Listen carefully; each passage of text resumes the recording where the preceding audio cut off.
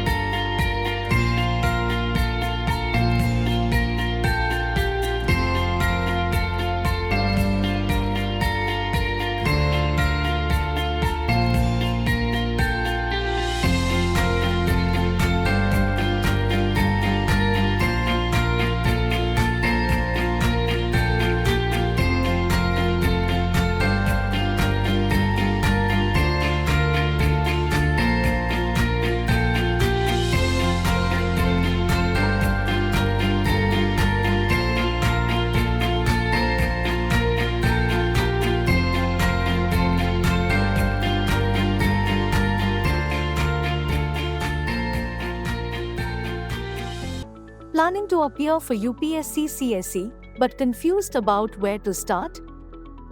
Look no further. Vision IS Delhi presents the GS Foundation Course 2025, 2026, and 2027. Avail centralized access to learning with classroom and online resources. Study material that is expert researched and thoroughly analyzed basis the UPSC exam pattern. Personal and individualized guidance every step of the way to cater to your technical and specific needs. Explore the holistic learning modules we have designed for the UPSC CSE aspirant. Batch starts 20th December, 5 p.m. and 17th November, 9 a.m. Offline come live online classes. With the right ingredients, success is yours to have. Enroll today in the Vision ISGS Foundation Course 2025, 2026, and 2027.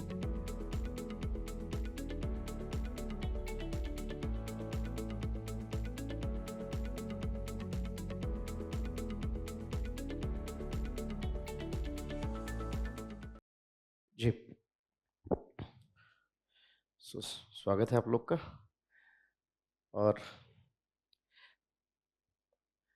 हम बात करेंगे अब कि अर्थव्यवस्था का जो topic है आपके जनरल स्टडीज़ में, सामान्य अध्ययन में, उसके लिए क्या किया जाना चाहिए, क्या नहीं किया जाना चाहिए, कौन सी चीज़ें ध्यान रखने योग्य हैं, इत्यादि इत्यादि। हाँ, आई होप आप को अब तक ये अंदाज़ा है, समझ गए आपकी इस सेशन का उद्देश्य क्या है, जो लोग ऑनलाइन सुन रहे हैं उनके लिए भी, कि एक आपको स्पष्टता मिल सके कि क्या करना है, क्या नहीं करना है। क्योंकि जानते थे विषय बहुत व्यापक है, इसमें कहीं दो मत नहीं है। अगर आप सिर्फ़ ये सोचोगे कि हाँ, हम ये भी पढ़ लेते हैं, ये भी पढ़ लेते हैं, तो उससे वो पर्याप्त नहीं होता। आपको कहीं न कहीं एक बेहतर रणनीति बनानी होगी, और जो भी रणनीति बनाएँ वो कुछ तथ्यों पर, कुछ तर्कों पर आधारित हो। ऐसे नहीं कि किसी ने कह दिया इसलिए वो रणनीति बना दी। ना, तो वो एक स्पष्टता लाने का उद्देश्य है यहाँ पर आज इस सेशन का। और आप सभी परिचित हैं कि ये जो एग्ज़ाम है इसको 2-3 कारणों से मुश्किल कहा जाता है। एक तो ये कि काफ़ी लंबी-चौड़ी प्रक्रिया है। पहले आप प्रीलिम्स का इम्तिहान देते हो, फिर मेंस देते हो, फिर इंटरव्यू देते हो, और आप जानते हो कि मेंस में तकरीब अगर हम बात करें तो आप अगर सारा मिला के देखें, तो 4 आपके जीएस के पेपर हो गए, 2 वैकल्पिक विषय का पेपर हो गया, एस्से का पेपर हो गया, जिसके तो अंक जुड़ते हैं। इसके अलावा आपको 2 पेपर और देना होता है, जो आपको सिर्फ़ पासिंग होता है, जिसको आपको पास ये सब आप परिचित हैं इससे। अ, अब ऐसे में जब आपका इन मेंस का जो एग्ज़ाम है, इसकी बड़ी निर्णायक भूमिका होती है, जो भी आप जॉब को पाना है, क्योंकि इंटरव्यू हमेशा कहा जाता है कि थोड़ा अनसर्टेन है, पता नहीं कैसा नंबर मिले ना मिले, वो कैसा दिन रहे। इसलिए एक अच्छा जो विद्यार्थी होता है, वो कोशिश करता है कि हम बहुत ज़्यादा इंटरव्यू पे निर्भर ना करें। हम मेंस में ही इतना पर्याप्त जो है नंबर पा जाएँ कि हमें उस ठीक-ठाक रैंक उसके बाद भी मिल जाए, अगर मुझे वहाँ सामान्य नंबर मिल रहा है तो। तो पहली रणनीति तो यही समझना होगा कि मेंस का कैसा महत्व है। लेकिन उससे भी ज़्यादा ज़रूरी बात ये समझना है कि प्रीलिम्स एक तरह से गेटवे है। जैसे अगर गेट ही नहीं खुला, आप अंदर ही नहीं गए, तो बात ही खत्म हो गई। ये वही बात है ना, आप ट्रेन में चढ़ेंगे फिर तो सीट बन ही जाएगी कहीं न कहीं, रास्ता मिल ही जाएगा। आप ट्रेन में चढ़ ही नहीं पाए, ट्रेन ही छूट गई, तो फिर तो अगले स्टेशन अगली ट्रेन के आने तक का इंतज़ार करना पड़ेगा, अगले साल का इंतज़ार करना पड़ेगा। ये एक रीज़न है कि प्रीलिम्स की अपनी भूमिका है। हालाँकि प्रीलिम्स के नंबर नहीं जुड़ते, इसमें कहीं दो मत नहीं है। लेकिन प्रीलिम्स ना क्वालीफाई हो अगर, तो पूरे 1 साल की वेटिंग बढ़ जाती है। 1 साल और इंतज़ार करना पड़ता है, जो निस्संदेह फिर आपकी पूरी गति को प्रभावित करता है। आज के इस सेशन में एक उद्देश्य ये भी है हम लोगों का कि आपको थोड़ा ये भी बता पाएँ कि प्रीलिम्स में कौन-कौन सी चूक हो जाती है, कहाँ गलतियाँ हो जाती हैं। साथ में ये भी थोड़ा बता पाएँ कि हाँ, मेंस में क्या ध्यान रखना है, इत्यादि, इत्यादि। एक छोटी-सी बात से मैं अपनी बात शुरू करूँगा और फिर आएँगे अर्थशास्त्र क्या, उसमें क्या-क्या बातें हैं। एक चीज़ तो आपको समझना बहुत ज़रूरी है, बहुत ज़रूरी है। अगर मैं एक छोटे से एग्ज़ाम्पल से मैं अक्सर एग्ज़ाम्पल देता हूँ कि अगर मैं आपसे एक छोटी-सी बात कहूँ कि चलिए मेरे लिए एक छोटा-सा काम कर दीजिए आप। मुझे घर में अपने एक साफ-सफाई कर्मचारी रखना है, साफ जो घर की साफ-सफाई कर सके। मुझे एक व्यक्ति की ज़रूरत है जो साफ-सफाई कर पाए, ठीक? या मान लीजिए मैंने कहा कि मुझे एक व्यक्ति की ज़रूरत है जो घर में खाना बना सके। तो आपने कहा ठीक है सर, हो जाएगा। प्लीज़ मैं कोई कहानी नहीं सुना रहा, इस संकेत को समझिएगा। मैंने आपसे कहा कि मेरे घर में एक खाना बनाने वाले की ज़रूरत है, ज़रा आप मेरे लिए एक ऐसे खाना बनाने वाले की रिक्रूटमेंट कर दीजिए। आपने कहा सर हो जाएगा, कोई दिक्कत नहीं है। आपने पेपर में इश्तिहार दिया, खाना बनाने वाले की ज़रूरत है। इस दिन उसका एक इम्तिहान होगा और इम्तिहान में जैसा वो नंबर पाएगा उस आधार पर उसका चयन किया जाएगा। बात सिंपल हो गई। आपने इश्तिहार दिया था, लोग आए इम्तिहान देने। आपने सवाल पूछा भिंडी के बारे में लिखिए। सवाल सिंपल था, भिंडी के बारे में लिखिए। अब मिस्टर ए लिख रहे हैं भिंडी के बारे में कि भिंडी का वानस्पतिक नाम ये होता है, भिंडी का फ्लोरल डायग्राम ये होता है, जितनी भी बायोलॉजी हो सकती थी बॉटनी भिंडी के बारे में उन्होंने वहाँ लिखी। आप इस व्यक्ति का चयन करेंगे कि नहीं? क्यों भाई? सब्जी बनाने वाले की जरूरत थी और बॉटनी जानने वाले की नहीं। ये छोटी सी गलती कैसे हो जाती है फिर? जब आप नहीं कर रहे हो तो यूपीएससी करेगा। हमें एकेडमिशियंस नहीं चाहिए। एक सबसे बड़ी गलती जो यूपीएससी में आप करते हो, आप सोचते हो एकेडमिक्स का एग्जाम है, ये किताब भी पढ़ लिया, वो किताब भी पढ़ लिया, वो किताब भी ले आया, ये भी पढ़ लिया। कुछ तर्क समझ में आ रहा है मुझे बताना चाह रहा हूँ।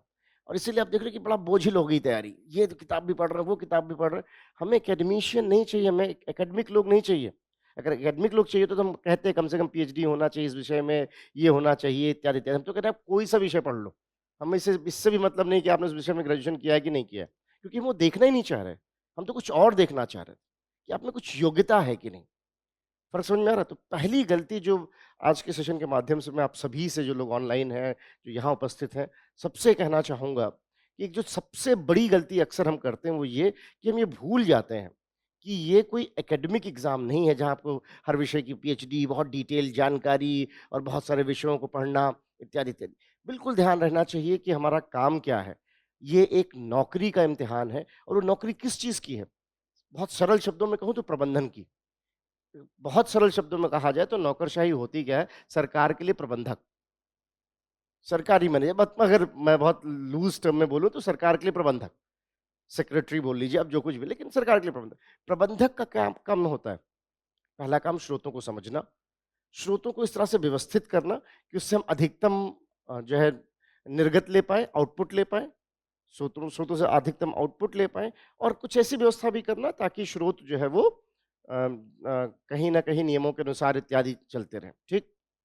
बात अब ज़रा फिर भिंडी वाले एग्ज़ाम्पल पे आते हैं।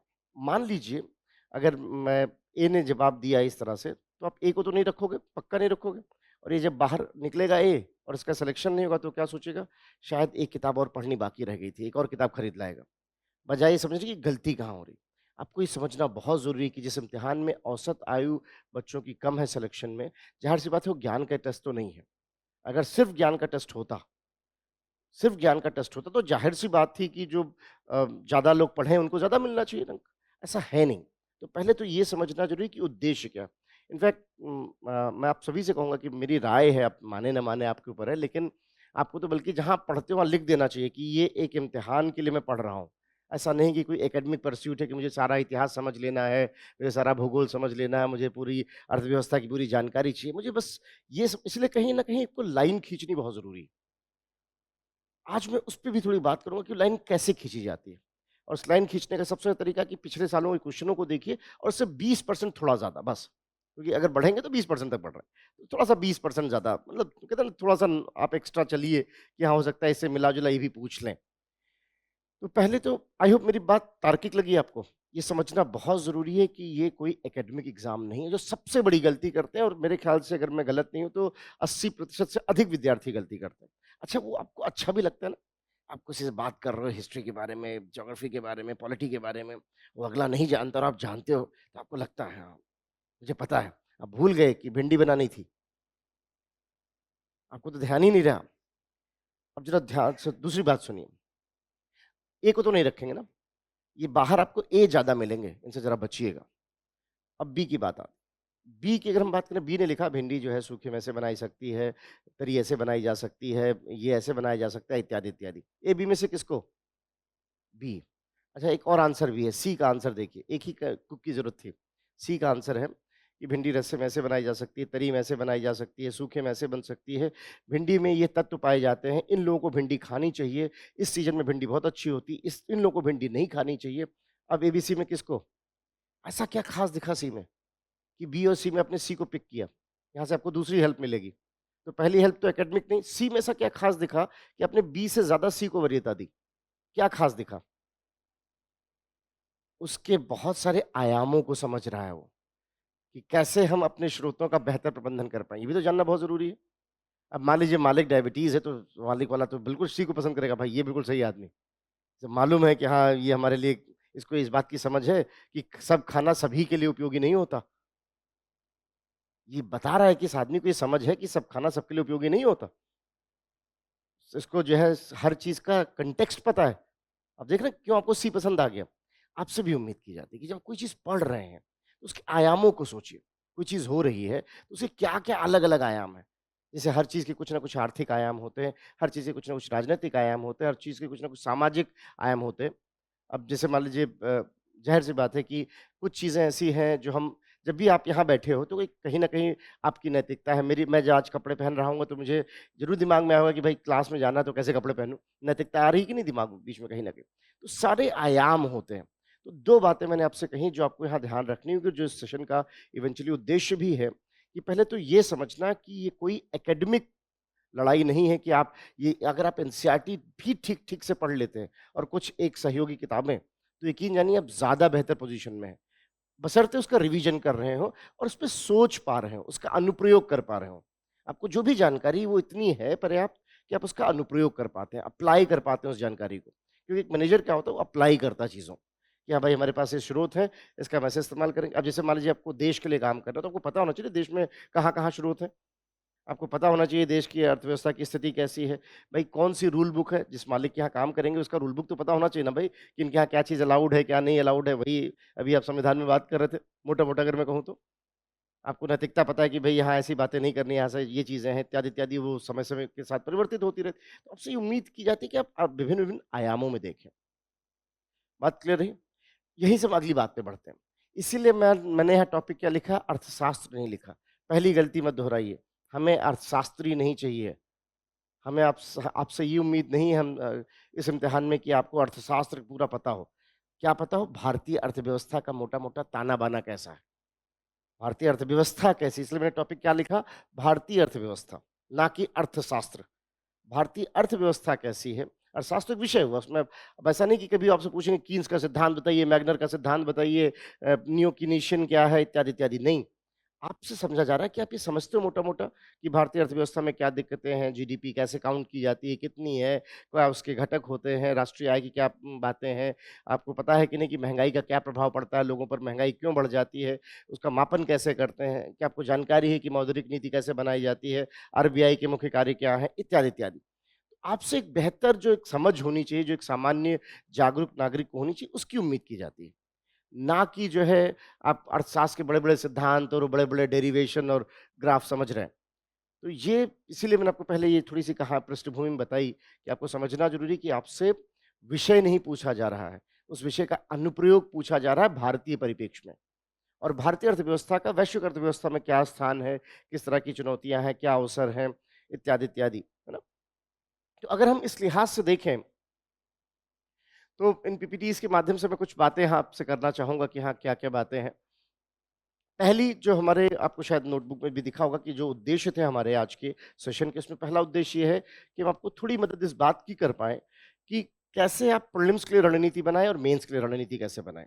अगर हम प्रीलिम्स की बात करें, इकोनॉमी की बात करें, अगर हम अर्थव्यवस्था की बात करें, तो अर्थव्यवस्था का प्रीलिम्स में लगभग-लगभग आप कह सकते हो 20-25 क्वेश्चन, अगर हम स्कीम वगैरह को जोड़ लें, अगर स्कीम वगैरह को छोड़ दें तो 15-20 क्वेश्चन, जो कोर इकोनॉमी से पूछा जाता है, 15-20 क्वेश्चन आपके रहते हैं।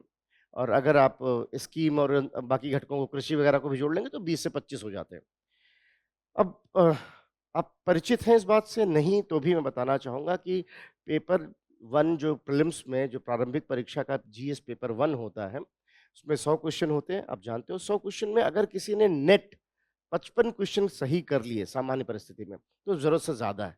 कट ऑफ कभी 45 जा रहा है, कभी 47 क्वेश्चन जा रहा है। 100 में 47 क्वेश्चन सही नेट अगर हैं, तो आप लाइन के उस तरफ हो। 55 क्वेश्चन को आप सेफ मानिए, 55 से 60 क्वेश्चन को, अगर नेट सही हो रहे हैं। नेट समझ रहे हैं ना? माइनस करने के बाद। अगर 55 से 60 क्वेश्चन सही हैं और ये हो सकता है। ये कब हो सकता है? जब आपको ये पता हो कि किस-किस टॉपिक से लगभग कितना-कितना वेटेज है। और मैं फिर कहूँगा आपसे कि हर साल आप 100 में से यकीन जानिए 30-35 क्वेश्चन ऐसे होते हैं जो बहुत सरल होते हैं, बहुत बेसिक एनसीईआरटी से पूछे गए। वो 30-35 क्वेश्चन गलत नहीं होने चाहिए। जब वो गलत होते हैं तब अपनी संभावनाएँ कम करते हो। आप सोचते हो कि बढ़िया-बढ़िया है, बड़े-बड़े बुक्स और इन सब कॉन्टेक्स्ट के चक्कर में वो हाई जो फैंसी क्वेश्चन है एक आध, वो वैसे सही होंगे नहीं क्योंकि उतना पकड़ में आता नहीं है और जो मूल क्वेश्चन एनसीईआरटी था वो गलत हो गया क्योंकि अभी जैसे इस बार भी अच्छा ये चीज़ मैं थोड़ा-सा और भी कहना चाहूँगा कि प्रीलिम्स में एक चीज़ और भी ध्यान रखिएगा, आप ये डिसाइड ना करिए कि यूपीएससी कैसे क्वेश्चन पूछे। जैसे इस बार लोगों ने बड़ा इस बारे में बात किया कि यूपीएससी ने ऐसा क्यों पूछ लिया, केवल 3 केवल 2 आप डिसाइड करेंगे। ये तो वही बात होगी कि बैट्समैन बॉलर से कहे कि मेरे हिसाब से बॉलिंग करना। अरे बॉलर तो अपने हिसाब से बॉलिंग करेगा। आपको तो अपने को तैयार करना होगा ना कि जिस भी तरह से बॉलिंग करे उसको हम समझ पाएँ, गेज कर पाएँ और जवाब दे पाएँ। तो ये बिल्कुल आप मुझे बहुत अप्रासंगिक लगा जब लोग इस तरह से बात करने लगे, अरे यूपीएससी ने इस तरह से क्वेश्चन क्यों पूछा? उनकी मर्ज़ी। कंटेंट तो अलग से लेके नहीं आए थे ना, कंटेंट तो वही था। शैली ही तो बदली थी। वो तो बॉलर के पास हमेशा अधिकार होगा कि हाँ, वो शैली बदल पाए। सो ये समझना बहुत ज़रूरी है कि जब 20 क्वेश्चन आपके प्रीलिम्स में आ रहे हैं इकोनॉमिक्स से, तो अगर किसी ने 20 में से 14-15 क्वेश्चन यहाँ सही कर लिए, जो कि संभव है। मैं ये नहीं कह रहा कि 20 में 20 कर सकते हैं। ईमानदारी से कहूँ तो शायद एक आध क्वेश्चन ऐसा भी हो सके कि गूगल भी वहाँ पे मुश्किल में आ जाए, चैट जीपीटी भी, कि यहाँ क्या करना है। लेकिन 14-15 क्वेश्चन ठीक-ठीक सही हो जाते हैं, इसमें कहीं दो मत नहीं। 14-15 क्वेश्चन आपके ठीक हो जाते हैं। और अगर आपने 15 क्वेश्चन यहाँ सही कर लिए, तो लगभग-लगभग 1/3 से 1/4 जर्नी पूरी हो गई। ये कारण है कि क्यों इकोनॉमिक्स को थोड़ा सीरियसली लिया जाता है प्रीलिम्स की तैयारी में भी। अच्छा इसलिए भी इकोनॉमिक्स का महत्व बढ़ जाता है प्रीलिम्स में अगर हम देखें, क्योंकि ये जो 15 क्वेश्चन आप करोगे ये सामान्यतः वो करते क्या हैं चूँकि अर्थशास्त्र की सामान्य जानकारी भी लोगों को कम है, तो क्वेश्चन थोड़े सरल ही रखे जाते हैं। सरल से मध्य। अगर आपका तर्क काम कर रहा है, तो वहाँ पे काम हो जाता है। जैसे अभी इस साल भी जब पेपर डिफ़िकल्ट माना जा रहा तब भी उन्होंने पूछा था मौद्रिक नीति, आरबीआई, स्वयं सहायता समूह, एमएसएमई की परिभाषा। मतलब बहुत बेसिक चीज़ें हैं, ऐसा कुछ बहुत रॉकेट साइंस जैसा नहीं पूछा उन्होंने। तो मोटा-मोटा अगर हम बात करें, तो ये 20 से 25 प्रश्नों में आपका उद्देश्य ये होना चाहिए कि हम ये कम से कम अगर 20 क्वेश्चन आ रहे हैं, तो 14-15 क्वेश्चन हमारे हो सकें। उसको करने के लिए आपको क्या करना होगा, उसमें हम अभी तुरंत आएँगे। पर पहले थोड़ा प्रश्नों को से तो प्रीलिम्स में महत्व समझ में आ गया इकोनॉमिक्स का। अगर आपने इकोनॉमिक्स ठीक से कर लिया, तो अपनी संभावनाओं को बहुत तेज़ी से बढ़ा लेते हो। ऐसे 2-3 विषय आपको चूज़ करने होंगे, जैसे अभी और सर लोग आएँगे, बात करेंगे उन विषयों के बारे में भी, तो आपको अंदाज़ा लग जाएगा कि हाँ, आप उस विषय में कितना कर सकते हो। यकीन जानिए अगर आपकी कोई भी पृष्ठभूमि नहीं है प्रीलिम्स में और आपने 2 एनसीईआरटी ठीक से पढ़ ली, जो आपके उसमें हमने मेंशन भी की हुई है कि क्लास 12th की समस्त अर्थशास्त्र और क्लास 11 के भारतीय आर्थिक विकास, आप देख पा रहे हो? आपको यहाँ लिस्ट में दिया होगा दोनों एनसीईआरटी। अगर आपने इन 2 एनसीईआरटी को ठीक-ठीक पढ़ लिया, मैं हमेशा कहता हूँ इस लाइन को और इसको समझिएगा भी, सोचिएगा इस लाइन के बारे में कि एनसीईआरटी बच्चों के लिए लिखी गई, बच्चों द्वारा नहीं लिखी गई है। वो भारत के सबसे बेहतरीन इकोनॉमिस्ट हैं। तो उन्हें मालूम है कि कैसे लिखना है, कि सरल शब्दों में कैसे बात कहनी है। तो बहुत अच्छे से लिखी गई, दोनों को आपको ठीक से पढ़ना चाहिए। इसलिए हमने दोनों की व्याख्या की कि इन दोनों को ज़रूर पढ़ें आप। एक मैक्रो इकोनॉमिक्स है सेमेस्टर शास्त्र और दूसरा Indian economic development. Class 11th की इंडियन इकोनॉमिक डेवलपमेंट, बाकी जो 2 बुकलेट हैं 12th में इकोनॉमिक्स में वो आप, क्योंकि आपसे सांख्यिकी नहीं पूछा जाता है, स्टैटिस्टिक्स, तो आप उसको इग्नोर कर सकते हैं और माइक्रो इकोनॉमिक्स भी नहीं पूछते हैं। तो ये इसलिए वहाँ पे स्पेशल मेंशन है, इनको रिवीजन ज़्यादा करें। ये बात प्रीलिम्स की रही। अगर हम मेंस की बात करें, तो मेंस में जो जीएस 3 है, जीएस 3 जिसको आप कहोगे जो जीएस के 4 पेपर, उसमें जो तीसरा पेपर है, उसका लगभग आधा हिस्सा आप मोटा-मोटा ये कह सकते हो कि 7-8 क्वेश्चन के आसपास, कभी-कभी थोड़ा 1 आध क्वेश्चन ऊपर-नीचे हो सकता है, मैं इसका लेकिन लगभग आधा हिस्सा 50% के आसपास आपको यहाँ से मिलेगा, जो भारतीय अर्थव्यवस्था और उससे जुड़ी हुई बातें हैं। यहाँ पे थोड़ा-सा आपके लिए एक एज मिल जाता है, क्योंकि अर्थव्यवस्था के जो सवाल होते हैं, उसमें अनुमान लगाना थोड़ा आसान है, क्योंकि वो जो मुख्य बातें चल रही होती हैं, नीतियाँ चल रही होती हैं, अच्छा बड़े अच्छे से सिलेबस दिया हुआ है। जैसे हर साल कृषि से वो मेंस पे एक सवाल पूछते ही पूछते हैं, खाद्य प्रसंस्करण पूछ लिया, समेकित कृषि पूछ ली या कुछ इस तरह से। हर साल एक सवाल आता है कृषि पे। हर साल एक सवाल आता ही है गरीबी पर और जो है खाद्य सुरक्षा पर क्या करना है। हर साल एक सवाल आ रहा होता है, या तो रेलवे पूछ लेंगे या तो ऊर्जा पूछ लेंगे या कई बार दोनों पूछ लेते हैं, रेलवे, ऊर्जा, बंदरगाह। इसलिए मैंने अभी आगे अभी आपको लिस्ट भी दे दी है कि आपको सहयोग मिल जाए कि क्या-क्या चीज़ें आपको ज़रूर ध्यान रखनी चाहिए। लिस्ट मैं कोशिश करूँगा क्लास के बाद अपलोड भी हो जाए, आप उसको देख जाएँ। सो ये जो है आपको थोड़ा पता होना चाहिए किन-किन चीज़ों पे हमें ध्यान रखना है।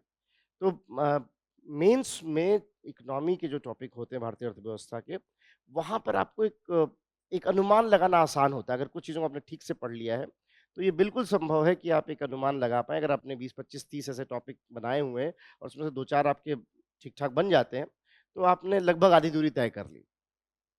तो ये जो है एक रीज़न है कि क्यों थर्ड पेपर में, और अगर आप देखोगे जो भी सिलेक्टेड कैंडिडेट हैं, आपको एक पैटर्न दिखेगा नॉर्मली कि सेकंड, थर्ड पेपर में ज़्यादा स्कोर कर रहे होते हैं। क्योंकि यहाँ स्कोर करना आसान है, एक फिर भी एक अनुमान लग जाता है कि हाँ, ये चीज़ें पूछेंगे, ये चीज़ें इस समय चर्चा में है, इत्यादि, इत्यादि। कभी-कभी हालाँकि पिछले 2-3 सालों में हमने एक पैटर्न ये देखा है कि एस्से वो थोड़ा इस समय दार्शनिक और एब्स्ट्रैक्ट एस्से पूछ रहे हैं। लेकिन सामान्य स्थिति ये रही है कि जो 2 एस्से एस्से के पेपर में 2 हिस्से होते हैं, पार्ट ए, पार्ट बी। तो आपको दिख जाता है कि एक आध निबंध जो है वो आर्थिक सामाजिक विषयों पे रहता है। तो वो भी एक आपके कहीं न कहीं हित में रहता है। कुल मिलाकर मैं ये कहना चाहूँगा कि जो अर्थव्यवस्था का टॉपिक है, चूँकि आपको जो पढ़ना है, जिस पे ध्यान देना है, वो तुलनात्मक रूप से कम है, और अगर आप उसको ठीक से रिवीजन करते हैं, तो अर्थव्यवस्था प्रीलिम्स में तो सहयोगी है ही है, मेंस में भी आपको अच्छा स्कोर करने में मदद करती है। क्या नहीं करना है वो यहाँ पर समझना बहुत ज़रूरी है। पहला, अर्थव्यवस्था का मतलब डेटा नहीं होता, जो सबसे बड़ी गलती आप करते हो। आपको लगता है ये डेटा याद कर लें, वो डेटा याद कर लें, इसमें भारत की जीडीपी 2.734552 ट्रिलियन, इससे कोई फ़र्क नहीं पड़ने वाला। अगर आप सोचते हैं इससे आप जो बहुत जानकार हो गए, तो ऐसा कुछ नहीं। आप ध्यान से देखो, सुनिए मत, मेरी बात भी मत सुनिए। आप जाके पिछले वर्षों में क्वेश्चन देखिए, आप देखेंगे कितने डेटा आधारित क्वेश्चन आए। हर वर्ष ज़्यादा से ज़्यादा तो 1 या 2 क्वेश्चन आपको डेटा आधारित दिखेगा, बहुत ज़्यादा तो। वो भी ऐसा डेटा जो एक सामान्य व्यक्ति को, जिसने ठीक-ठाक पढ़ाई की, पता होना चाहिए, पता होना चाहिए। तो ऐसा कुछ नहीं कि बहुत ज़्यादा डेटा पूछते हैं वो आपसे। अक्सर हम ये सोचते हैं कि बहुत ये डेटा, वो डेटा। इकोनॉमिक्स डेटा नहीं है। ये डेटा का विषय नहीं कि हाँ, सिर्फ़ आपको डेटा पता है। आपको उस विषय की समझ होनी चाहिए, उसका अनुप्रयोग आना चाहिए, कि आप उसका अनुप्रयोग जानते हो कि नहीं। और वो एनसीईआरटी, आपको एनसीईआरटी में खासकर जो उदाहरण दिए होते हैं, कि जैसे चाय की पत्ती को ये समझेंगे, इसको ये समझेंगे, कुर्सी को ये समझेंगे। ये जो एनसीईआरटी ने उदाहरण दिए हैं, इनको ज़रा ध्यान से देखिए। जो बॉक्स में लिखा हुआ है एनसीईआरटी ने, वो आपके बड़े काम का है। और हर चैप्टर के आखिर में उन्होंने एक पॉन्डरिंग करके लिखा हुआ है कि इसमें ज़रा सोचिएगा, वो ज़रूर पढ़ें। कि अच्छा क्या है पॉन्डरिंग में, क्या बात कही जा रही है। तो चैप्टर के आखिर में पॉन्डरिंग करके देते हैं कि इसको जरा सोचिए, वो आपके बड़े काम का है। जो चीज़ बॉक्स में लिखी है वो कई बार दिखता है कि हाँ, वो पूछा है उन्होंने। सो बॉक्स में या जो उदाहरण दिए हुए हैं एनसीईआरटी ने कि हाँ, अगर जैसे जीडीपी की गणना करनी तो इस उदाहरण के लिए अगर किसी देश में ये होता तो जीडीपी ऐसे गणना की जाएगी। तो जो उदाहरण दिया उसको ध्यान से देखिए, समझने की कोशिश उन्होंने खुद कोशिश की कि आपको बेसिक बातें समझ में आए। तो ये थोड़ा-सा एक चीज़ जो नहीं करनी है वो ये, तो मैंने आपको 2 चीज़ें बताई क्योंकि इस इन आज के का जो सेशन है उसका उद्देश्य ये भी है कि स्पष्टता आ सके कि क्या नहीं करना है। तो पहले तो बिल्कुल ऐसा नहीं कि कोई एकेडमिक लड़ाई है कि आप बिल्कुल ये किताब भी ले आए, वो किताब भी ले आए और खूब सारा जानकारी इकट्ठा कर ली, वो नहीं करना है। आपको अपने विषय वस्तु को कन्फाइन्ड रखना है। आधिकारिक जो है एनसीईआरटी है और जो कुछ और स्रोत हैं और दूसरा ये कि रिवीजन ज़्यादा से ज़्यादा करना बजाय कुछ और नया बार-बार पढ़ते रहें, रिवीजन करें। दूसरा ये नहीं करना है कि बहुत आंकड़ों के पीछे भागना है कि ये आंकड़ा रट रहे हैं, वो आंकड़ा रट रहे हैं इत्यादि, इत्यादि। हाँ, कुछ महत्वपूर्ण आंकड़े पता होने चाहिए जो स्वाभाविक है कि आपको अब जैसे अब कोई अब अर्थशास्त्र की तैयारी करता है, अर्थव्यवस्था पढ़ रहा है और ग्रामीण परिवेश भारत का लगभग 70% जनसंख्या ग्रामीण परिवेश में है, तो आपको कम से कम ये तो पता होना चाहिए कि भई किन-किन फसलों पर जो है एमएसपी दी जाती है। इतना तो आपसे उम्मीद की जाती है। इस बार तो एक सवाल उसमें पूछा भी था। तो मैं उस नाम नहीं लूँगा लेकिन विद्यार्थी मुझे ठीक याद आता, उसको याद था पूरा वो कहता भी था तो मैं कहता था भाई ठीक है याद कर लो अच्छी बात है। और देखिए होना चाहिए कायदे से कुछ आंकड़े याद रहने चाहिए। तो ये 2 बातें अगर आप ये ध्यान रखते हैं कि एक तो जब भी अग आपको कोई मिले और कोई अगर आपसे कहता है कि आपको उससे आपसे ज़्यादा जानकारी है, तो ये टोकन नहीं हो गया कि उसका सिलेक्शन हो जाएगा और आपका नहीं होगा। आपकी रणनीति ठीक होनी चाहिए। ये मुझे अगले बिंदु पर ले चल रही है। ठीक, तो पहले तो ये 2 बातें स्पष्ट हो गई कि बहुत ज़्यादा स्रोतों पे ये नहीं कि हाँ, कबाड़ इकट्ठा कर लिया किताबों का और जो है मैं जानबूझ के कबाड़ शब्द बोल रहा हूँ, क्योंकि आप फिर उसी में उलझे रहेंगे। आपको एनसीईआरटी को बेस बनाइए, ठीक से पढ़िए और एक अर्थशास्त्र का मतलब अर्थव्यवस्था का मतलब आंकड़े नहीं होता सिर्फ। जो भी जानते हैं उसका अनुप्रयोग कितना है अर्थव्यवस्था में दिख रही चीज़ें कि नहीं इत्यादि, इत्यादि। ये बात स्पष्ट हो रही? तो अगर मैं मोटा-मोटा बात करूँ जो विद्यार्थियों से बात होती है, जो सेलेक्ट हुए, जो किसी वजह से नहीं हो पाए अगर उन सबसे बात की जाए तो 5 बातें निकल के आती हैं, इसलिए मैंने सेशन में इसको पाँचों को चिन्हित किया है कि 5 चुनौतियाँ अर्थव्यवस्था के बारे में दिखाई पड़ती है। पहला तो ल विद्यार्थियों को लगता है सर पाठ्यक्रम क्या होना चाहिए? क्या पढ़ें, क्या नहीं पढ़ें? दूसरा दिक्कत दिखती है उसकी स्रोत क्या इस्तेमाल करें? तो स्रोत मैंने इसलिए आपको वहाँ पे भी लिख दिया कि स्रोत क्या हो? तीसरी एक दिक्कत ये आती है कि सर करंट अफेयर्स का मैनेजमेंट कैसे करें? देखिए हर दिन हर करंट अफेयर पढ़ना और याद कर पाना व्यावहारिक रूप से संभव नहीं है। ये बहुत अविवेकी है कोई अगर कहे कि मैं सारा करंट अफेयर्स रट लूँगा, 365 दिन का सब कुछ याद रहेगा मुझे। आपको थोड़ा प्रासंगिक होना पड़ेगा वहाँ पर। और एक कहीं न कहीं मेरा ऐसा मानना है कि मैं हमेशा कहता हूँ कि आपने कितना पढ़ा वो इम्पोर्टेंट नहीं है, आपने कितने क्वेश्चन किए वो इम्पोर्टेंट है। मैं भी जानता हूँ बैटिंग कैसे करते हैं पर मैं एक अच्छा बैट्समैन नहीं हूँ क्योंकि मैं रोज़ सवेरे जाके बैटिंग की प्रैक्टिस नहीं करता। बैटिंग मुझे भी आती है, एक आधा हो सकता है हिट कर भी दूँ बॉल लेकिन वो पर्याप्त नहीं होगा, क्यों? क्योंकि मैं रोज़ सवेरे 5 बजे नेट प्रैक्टिस नहीं कर रहा जाके। इसलिए पिछले वर्षों के क्वेश्चन करने के बहुत सारे फ़ायदे होते हैं। इसलिए मैंने उस टॉपिक को भी थोड़ा रखा है कि विगत ज़ाहिर-सी बात है वो क्वेश्चन एज़ इट इज़ तो नहीं आएगा। इसकी संभावना तो बहुत ही कम है। एक आधा बार देखा जैसे 2019 में क्वेश्चन पूछा था यूपीएससी ने, ठीक वही क्वेश्चन 2021 में पूछ लिया। पर ऐसा बहुत कम होता है। हाँ, ये ज़रूर होता है 2016 में क्वेश्चन राजस्थान ने पूछा था आरपीएससी में, यूपीएससी ने वो क्वेश्चन 2021 के मेंस में पूछा है। 2018 में क्वेश्चन यूपीपीसीएस ने पूछा था बैंक बोर्ड ब्यूरो का, 2021 में यूपीएससी ने पूछा है। ये संभव है कि ये क्वेश्चन कहीं बिहार में आया हो, यूपी में आया हो, वो यूपीएससी में आ जाए या वाइस वर्सा, ऐसा संभव है। लेकिन एक ही एग्ज़ाम में वही question as it is repeat हो जाए, इसकी संभावना कम होती है। कंटेंट वही रहता है, विषय वस्तु वही होती है जो बार-बार आपके तो जब आप पिछले सालों के क्वेश्चन करते हैं तो आपको धीरे-धीरे समझ में आने लगता है कि अच्छा अगर मैं तर्क की बात करूँ, कभी आप ऐसा भी सोचिएगा कि मान लीजिए मुझे क्वेश्चन बनाना होगा, तो पहले तो मेरे दिमाग में आंसर है ना, पहले मेरे दिमाग में आंसर है, फिर उस आंसर को दिमाग में रखते हुए मैंने क्वेश्चन बनाया। यही तो हो रहा है?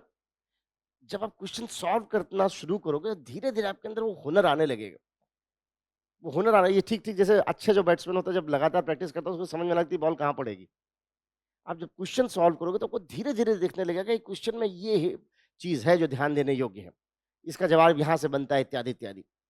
और इसीलिए कोई भी कहे आप किसी भी सिलेक्टेड कैंडिडेट से पूछ लो कि जो भी निकले हैं उन सबसे, तो सब यही कहेंगे कि हाँ, पीटी में 25-30 क्वेश्चन तो पक्के से पता होते हैं। बाकी में आपने कितना प्रैक्टिस की वो काम आता है। आपने कितनी प्रैक्टिस की है, प्रीवियस क्वेश्चन पेपर कैसे किए हैं, कितना ज़्यादा किए हैं, वो बहुत महत्वपूर्ण होता है। इसलिए मैंने उसका भी थोड़ा एक कंसर्न रखा हुआ, और ऑब्वियसली एक छोटी-सी बात मैं आपसे और भी करूँगा कि नोट्स कैसे बनाएँ ताकि और ज़्यादा प्रभावी रूप से आप उससे लाभान्वित हो सकें। फटाफट पहली बात पे चलते हैं। यहाँ पर मैं ये कहूँगा कि आप चाहें तो इसको लिख लें, नहीं तो फिर अपलोड तो हो ही जाएगा, कि जो पाठ्यक्रम जहाँ तक है अर्थव्यवस्था में, इकोनॉमिक्स में क्या-क्या पढ़ना चाहिए। तो यहाँ पे देखिए फटाफट मैं अगर बात करूँ, तो भारतीय अर्थव्यवस्था में नियोजन, ये आपसे उम्मीद की जाती है। कुछ मूलभूत शब्द हैं, जैसे वो आपको पता होना चाहिए कि भई क्या होता है वस्तुएँ, क्या होता है सेवाएँ, पूँजी किसे कहते हैं, इस तरह के सवाल यूपीएससी पूछती है। है ना? तो अगर हम देखें यहाँ पे जो पहला टॉपिक लिखा हुआ है यहाँ पे, वो मुख्य रूप से प्रीलिम्स के लिहाज से बड़ा काम का है।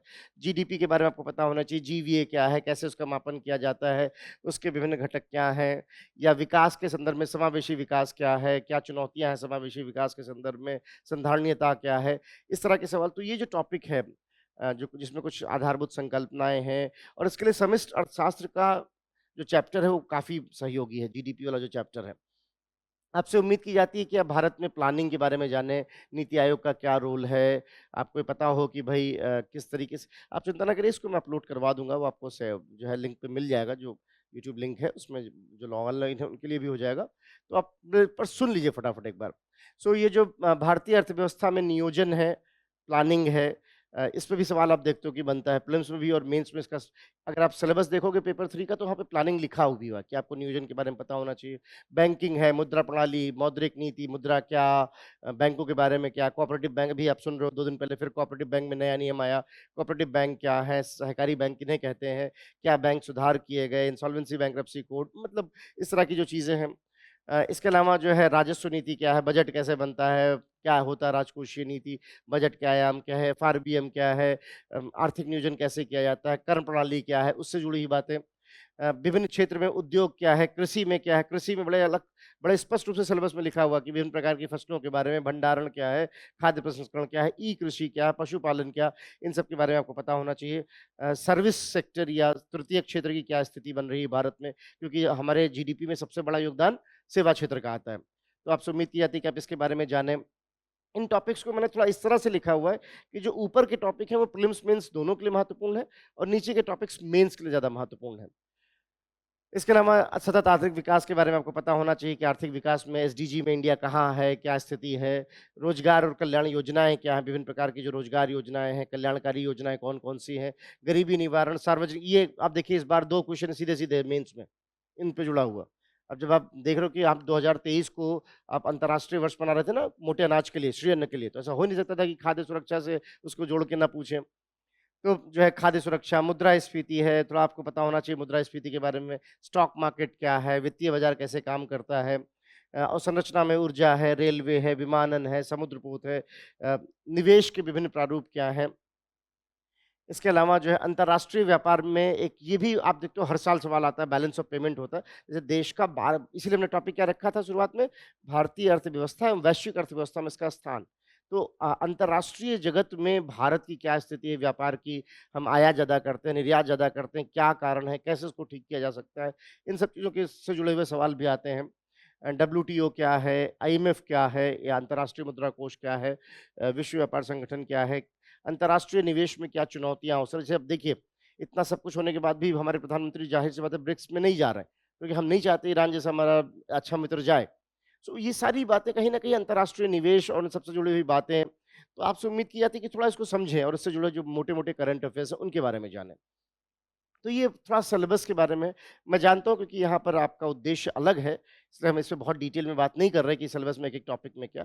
लेकिन मैं यहाँ फिर कहूँगा कि जो पहले शुरुआती 5-6 टॉपिक थे, वो प्रीलिम्स और मेंस दोनों के लिहाज से हैं।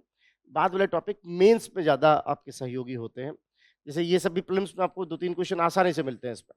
तो ये आपको पता होना चाहिए कि इसमें क्या-क्या आयाम है, इसके क्या डायमेंशन्स हैं।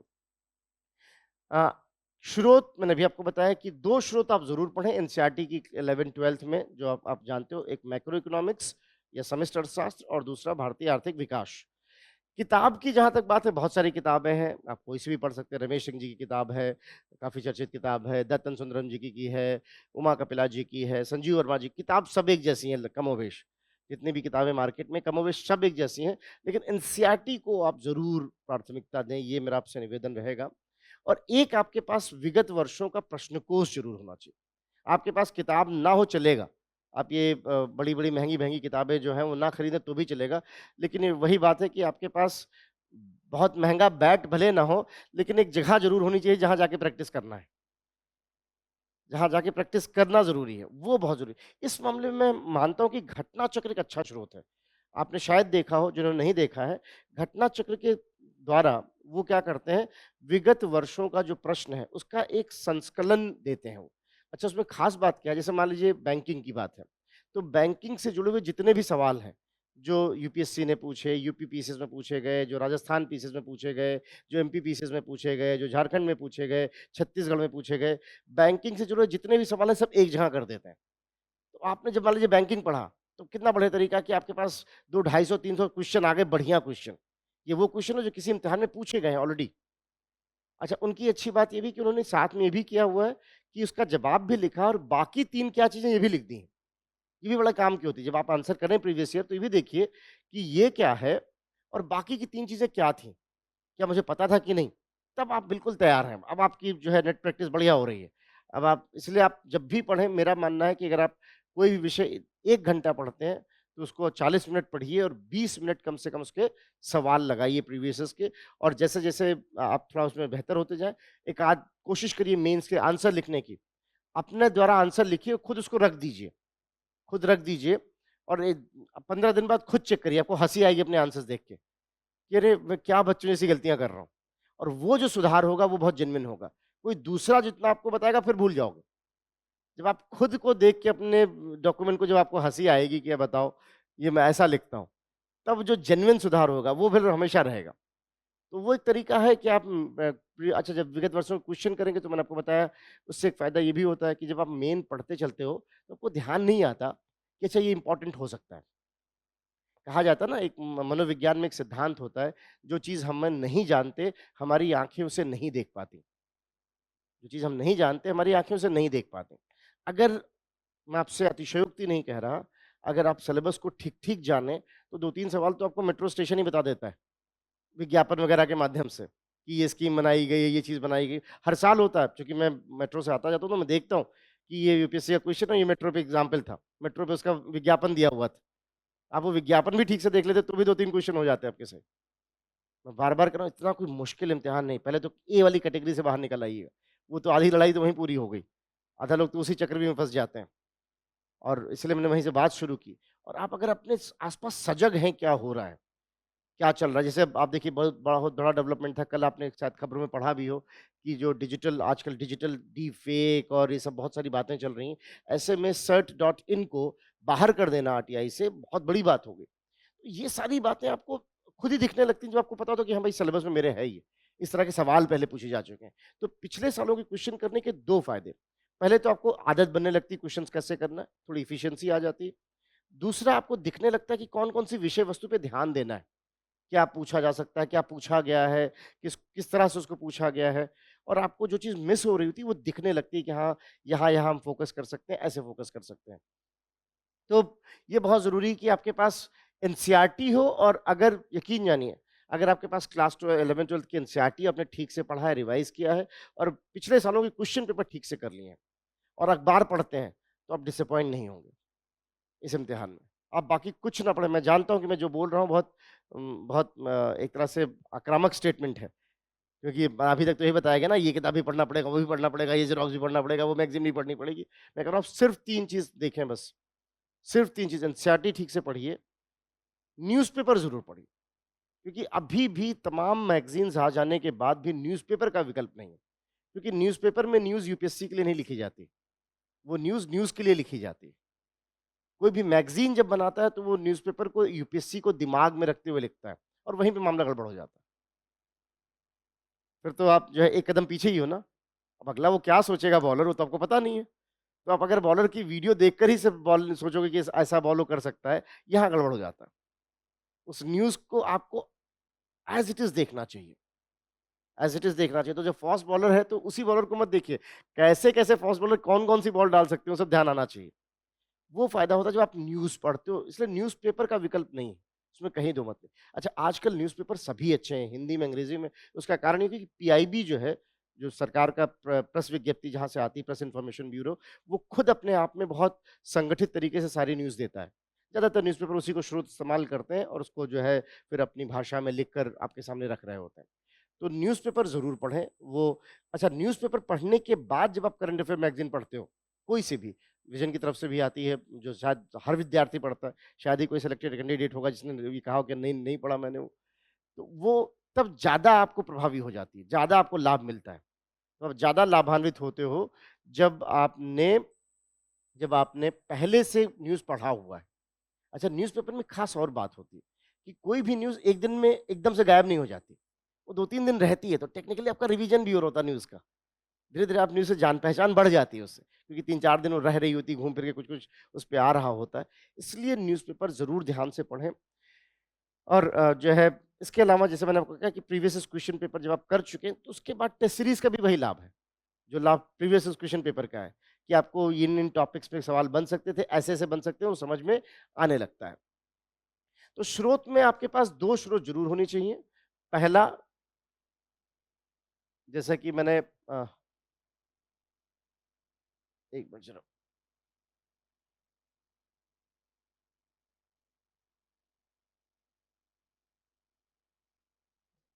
तो एक स्रोत आपके पास 11th-12th एनसीईआरटी ज़रूर हो अनिवार्य रूप से, एक आपके पास प्रश्नकोश होना चाहिए। इसके अलावा आपके ऊपर है कि आप जो पुस्तक चाहें, जैसे चाहें उसको संदर्भित कर सकते हैं। अगली बात जो मैं जैसे अब कहा विगत प्रश्नों की बात कर रहा था, तो एक उदाहरण के लिए हम देख लें, मान लीजिए मैंने कुछ क्वेश्चन आपके सामने रखे हैं। अभी क्वेश्चन यूपीएससी ने पूछा हुआ है कि नई जीडीपी आंकड़ों में आधार वर्ष के स्थान पर ये कर दिया गया। तो जैसे मान लीजिए आपने क्वेश्चन पहले देखा हुआ है, तो जैसे ही खबर आएगी आधार वर्ष से जुड़ी कुछ, आपको नज़र आ जाएगा, देखो ऐसा सवाल आया हुआ है। फिर उस करंट अफेयर में आपको तुरंत नज़र चली जाएगी वहाँ पर, कि हाँ, इस करंट अफेयर को पढ़ना ज़रूरी है। तो ये फ़ायदा होता है जब आप विगत वर्ष से क्वेश्चन देखते हो। जैसे कि मान लीजिए दूसरा क्वेश्चन हम देखें, अब मान लीजिए इन्होंने क्वेश्चन पूछा हुआ है ये कि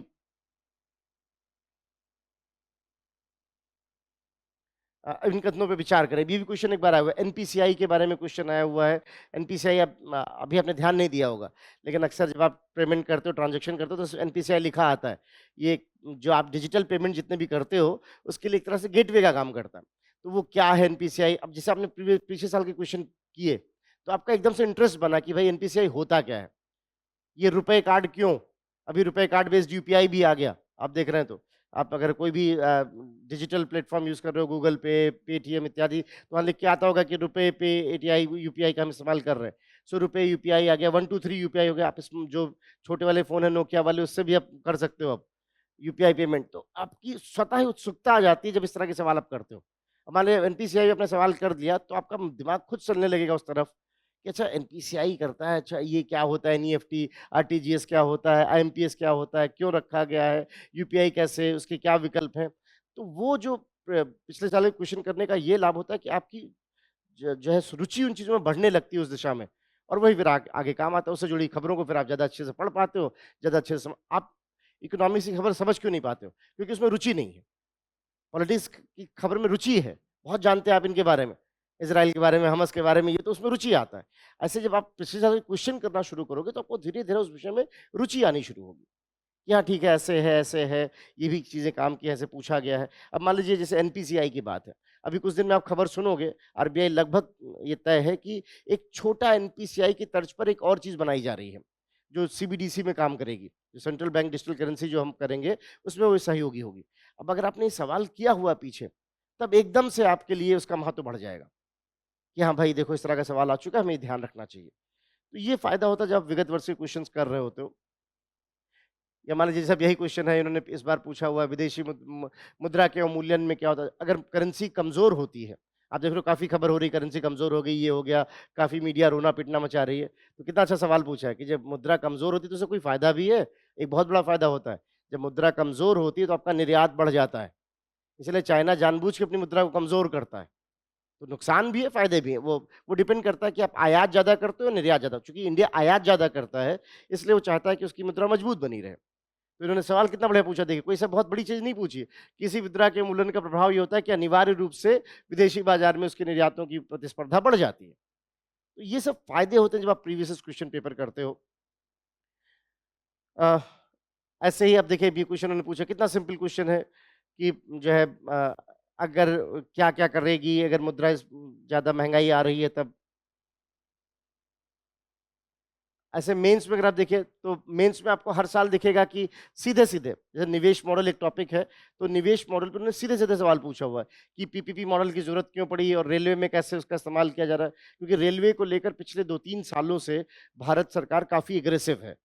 आपने देखा होगा कि नई एक डेडिकेटेड फ्राइट कॉरिडोर बनाया जा रहा है, समर्पित माल ढुलाई के लिए, कि जो एक ऐसी रेल पटरियाँ बन रही है जिसमें सिर्फ माल ढुलाई होगी। इसके अलावा जो है तमाम और नया अवसंरचनात्मक विकास रेलवे में किया जा रहा है। तो मैंने आपसे पूछा कि आप बताइए इसमें पीपीपी मॉडल की क्या भूमिका है? क्योंकि काफ़ी चर्चा में भी था कि रेलवे की कुछ चीज़ों को आपने 150 तेजस को आपने जो है एक निजी वाहनों को आपने प्रोत्साहित किया था। तो वो जो भी करंट अफेयर था उससे जुड़ा हुआ क्वेश्चन उन्होंने वो, इसलिए मैं आपको शुरू में कह रहा था कि इकोनॉमिक्स का फ़ायदा ये है कि आपके क्वेश्चंस प्रेडिक्टेबल हो जाते हैं, कि हाँ, ये महत्वपूर्ण हो सकता है। सार्वजनिक वितरण प्रणाली की चुनौतियाँ क्या है? पिछले साल अगर आपको ध्यान हो तो एक बहुत बड़ा डेवलपमेंट ये हुआ था कि सरकार ने फाइनली ये कहा कि 2 लाख करोड़ रुपए हम जो प्रधानमंत्री गरीब अन्न कल्याण योजना में अनाज देते हैं फ्री में, उसको पूरे साल के लिए कर दिया गया। 1 जनवरी से लेकर 31 दिसंबर तक। अब ऐसे में इस तरह के सवाल बनना स्वाभाविक है कि आपको उसके बारे में जानकारी है कि नहीं, आप समझते हैं कि नहीं, इसके क्या आयाम है इत्यादि। इसके अलावा अगर हम देखें तो अगला जो संदर्भ, आई होप बात स्पष्ट हो रही है? बहुत तेज़ तो नहीं चल रहा मैं? मैंने आपको बताया अब तक कि पाठ्यक्रम क्या है, उसके बारे में थोड़ा अपलोड भी आपको मिल जाएगा। दूसरा मैंने आपको बताया कि क्यों ज़रूरी है कि आप स्रोत कम रखें लेकिन रिवीजन ज़्यादा करें। स्रोतों को सीमित रखिए, रिवीजन ज़्यादा करिए, और सबसे महत्वपूर्ण है विगत वर्षों के क्वेश्चन करना, प्रीलिम्स के भी, मेंस के भी, और सिर्फ यूपीएससी नहीं, इवन स्टेट पीसीएस के भी, क्योंकि स्टेट पीसीएस के क्वेश्चन भी ठीक-ठाक होते हैं। ऐसा नहीं कि बिल्कुल खराब होते हैं, वो भी ठीक-ठाक होते हैं, उनको भी किया जाना चाहिए। और उसके अलावा जो है, जहाँ तक बात समसामयिकी के प्रबंधन की है, मैंने अभी आपसे कहा न्यूज़पेपर ज़रूर पढ़ें, और ज़रूरी नहीं कि हर डेटा को रटने की कोशिश करें। हर डेटा को रटने की ज़रूरत नहीं है। आप जो है न्यूज़पेपर पढ़िए। अच्छा, न्यूज़पेपर पढ़ने के बाद आप एक काम कर सकते हैं, जो मैं चाहूँगा कि आपको निसंदेह से लाभ मिलेगा। विज़न की तरफ से भी एक आप पॉड समझते हो ना, जो आप सुन रहे होते हो? तो एक डेली न्यूज़ का एक पॉड भी आता है। उसमें करीब 15-20 मिनट, आधे घंटे में वो पूरे दिन जो खबर है उसके बारे में विमर्श, चर्चा, लेकिन वो मज़ा तब आएगा जब आप न्यूज़पेपर पढ़ चुके होंगे। बिना न्यूज़पेपर पढ़े फिर वो आधी-अधूरी बात वाली बात हो जाएगी। आपने न्यूज़पेपर पढ़ा है तब आपको उससे ज़्यादा कनेक्ट कर पाओगे। और अगर आप न्यूज़पेपर नहीं पढ़ पाते हैं किसी वजह से, तो भी मैं कहूँगा कम से कम एक काम ज़रूर कर लीजिए। थोड़ी पुरानी बात लगती है लेकिन अभी भी प्रासंगिक है, ऑल इंडिया रेडियो की खबरें सुनना।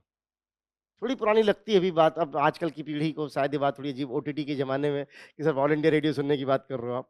लेकिन हाँ, वो फिर भी जो है प्रासंगिक है, क्योंकि 15-20 मिनट में काफ़ी कंपाइलेशन आ जाता है एक जगह पर खबरों का। तो जो डेली पॉडकास्ट है उसको आप सुन सकते हो। इसके अलावा मंथली मैगज़ीन है ही है, और पीटी 365 मेन 365 करके एक मैगज़ीन आती है, आप सभी परिचित हो। बहुत जो 365 का मतलब पूरे वर्ष भर, 365 दिन। सो प्रीलिम्स से पहले ऐसी एक मैगज़ीन आएगी और मेन से पहले आती है, जहाँ पर पूरे वर्ष की समसामयिकी का संकलन किया जाता है। लेकिन ये सब तब ज़्यादा आपके लिए लाभकारी होगा जब आप न्यूज़पेपर पढ़ते होंगे। मैं बार-बार कह रहा हूँ, न्यूज़पेपर को छोड़ना एक स्ट्रैटेजिक भूल है। मैं ये नहीं कह रहा कि उससे आपकी संभावनाएँ बिल्कुल ही खत्म हो जाती हैं।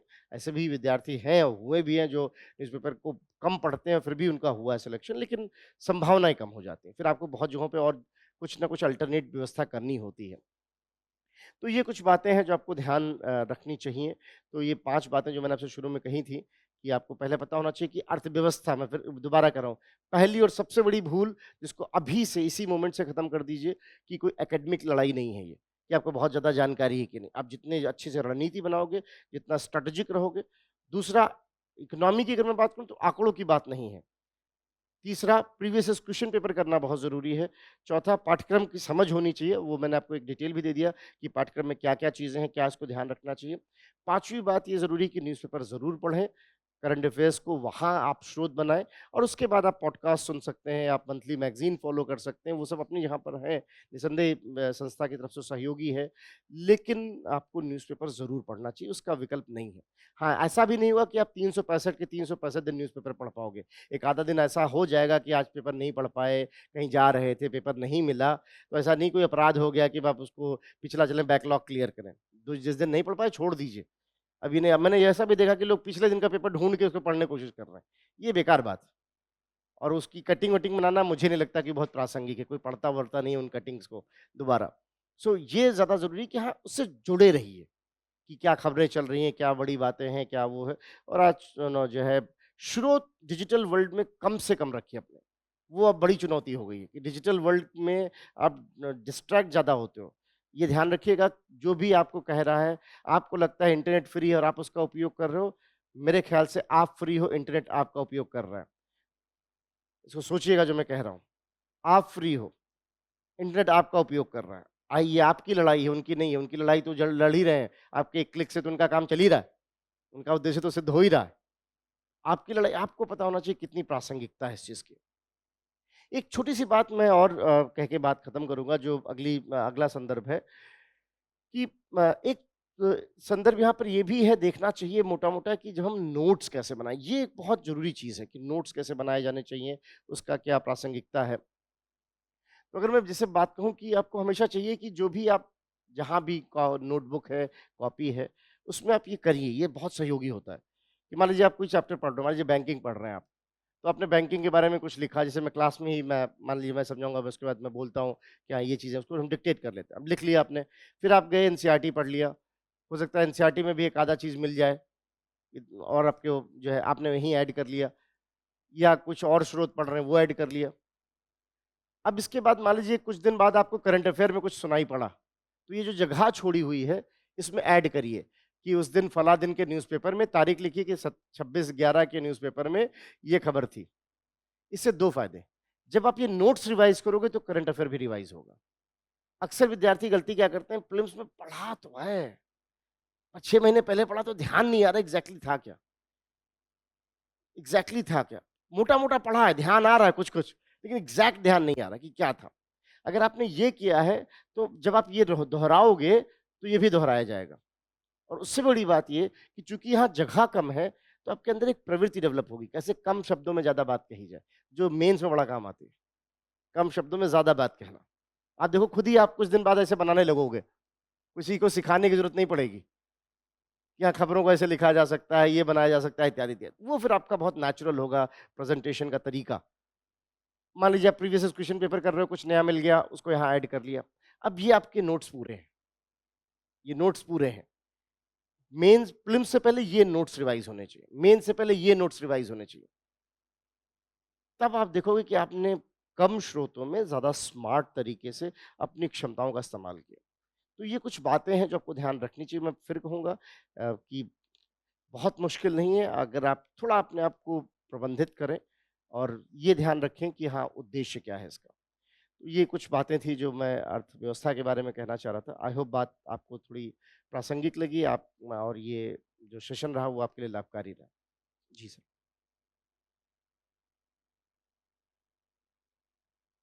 देखिए ये डिपेंड करता है। मैं फिर कहूँगा कि मान लेते हैं एक बात मान लेते हैं कि एक बढ़िया आंसर कहाँ से हो सकता है। निस्संदेह उसमें बहुत सारे तरीके हैं, आप देख सकते हैं कि पहले लोगों ने कैसे लिखा है, पर बहुत ज़्यादा उसी को एज़ इट इज़ कॉपी करने की कोशिश ना करें। कंटेंट अच्छा हो तो अपने आप प्रेज़ेंट 150 शब्द में होता ही कितना है? आप कितना ही उसमें तो एक अच्छा आंसर वो होता है जिसमें कंटेंट बेहतर हो। ए एग्ज़ामिनर को कॉपी चेक करने वाले को इम्प्रेस करने की कोशिश ना करिए। अपने आप को एक्सप्रेस करिए, क्वेश्चन को जवाब दीजिए। क्वेश्चन को जवाब दीजिए, वो अपने आप इम्प्रेस हो जाएगा। ये बहुत बड़ी गलती है कि हम सोचते हैं पेपर वर्क एग्ज़ामिनर को हम इम्प्रेस करें। एक आप सोच के देखो इतना तार्किक इम्तिहान है, आपको क्या लगता है मनमाने तरीके से लोग नंबर दे सकते हैं? कुछ ना कुछ व्यवस्था ज़रूर होगी अंदर कि कोई मनमाने तरीके से नंबर ना दे। मनमाने तरीके से कुछ ना कुछ मानक होगा, इसलिए वो चिंता नहीं है। वो चिंता नहीं, अगर आपका कंटेंट ठीक है और चीज़ें व्यवस्थित हैं, तो वही सही तरीका है, वो स्टैंडर्ड तरीका है कि आप ऐसे लिखें। और उसके लिए आप चाहें तो एक आधा क्वेश्चंस जो आंसर्स वगैरह जो हैं आजकल तो ऑनलाइन अवेलेबल भी हो जाते हैं, देखा जा सकता है कि हाँ, थोड़ा इनोवेट करिए, थोड़ा नए तरीके से अपनी बात को कहने का और प्रभावी तरीका क्या हो सकता है, अपने आप को एक्सप्रेस करने पे ज़्यादा ध्यान दीजिए बजाए कि आप उनको इम्प्रेस करने के बारे में सोच रहे हैं। नहीं, बिल्कुल है, वो मिलते हैं, आपको मिल जाते हैं, बाज़ारों में उपलब्ध हैं, तो मोटा-मोटा एक अंदाज़ा तो लग ही जाता है, जो मेंस के जो आप प्रीवियस क्वेश्चन पेपर के आंसर्स आते हैं, उससे एक अंदाज़ा तो लग ही जाता है कैसे लिखना है। बहुत सारे संस्थानों के उपलब्ध हैं, आप देख सकते हैं कहीं भी, बहुत सारे प्रकाशन से आते हैं, है ना? लेकिन हाँ, ये है कि वही मानक है, सिर्फ़ वैसा लिखा जाना ऐसा नहीं है। आपको मोटा-मोटा एक अंदाज़ा लग जाता है कि इससे ऐसे लिखा जाना चाहिए, ठीक? अगर मैं इस बात को दूसरे शब्दों में कहूँ, सचिन तेंदुलकर ने एक बार कहा था, मुझे वो लाइन बहुत पसंद है, कि मैं बॉलर को नहीं, बॉल को देखता हूँ। क्वेश्चन को देखिए, इससे मतलब नहीं है कि कौन चेक करेगा, कौन बॉलर है। हो सकता है गली का लड़का भी बड़ी अच्छी बॉल डाल दे, जिसका कोई विकल्प ना हो, है ना? और अच्छे-अच्छे बॉलर भी वाइड डालते ही हैं, बॉल उनसे भी मिस होती है, तो वो इम्पोर्टेंट नहीं, इम्पोर्टेंट क्या है कि आप जो है क्वेश्चन समझ रहे हैं कि नहीं, उसके कंटेंट समझ रहे हैं कि है ना? वो ज़्यादा महत्व। और कोई प्रश्न अगर हो किसी का? चलिए, थैंक यू और आई होप ये सेशन आपके लिए लाभकारी रहा। धन्यवाद।